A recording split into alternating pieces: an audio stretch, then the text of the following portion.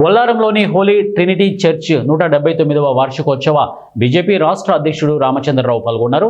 ఈ సందర్భంగా వారు మాట్లాడుతూ నేషనల్ ఫస్ట్ రిలీజియన్ నెక్స్ట్ అన్న నినాదం ప్రతి భారతీయుడిలో ఉండాలి అని తెలిపారు. అన్ని మతాల సమ్మేళనం భారతదేశమని, ఇదే ఈ దేశం యొక్క గొప్పతనమని అన్నారు.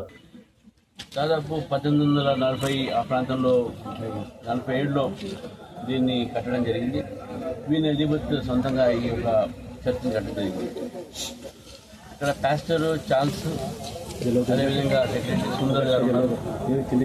మరి వారి యొక్క సమక్షంలో ఈరోజు చర్చ్లో ఇక్కడ ప్రేయర్స్ అయిన తర్వాత నన్ను ఇక్కడ ఈ చర్చ్ వారు పిలిచి సన్మానం చేయడం జరిగింది.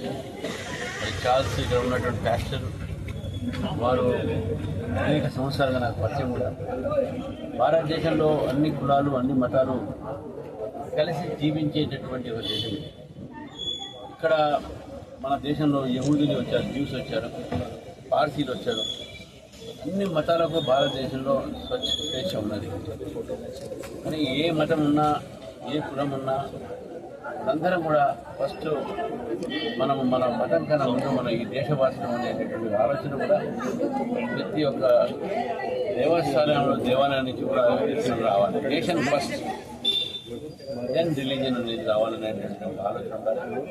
మరి నిజంగా ఈ దేశంలో అన్ని మతాలు కూడా అదేవిధంగా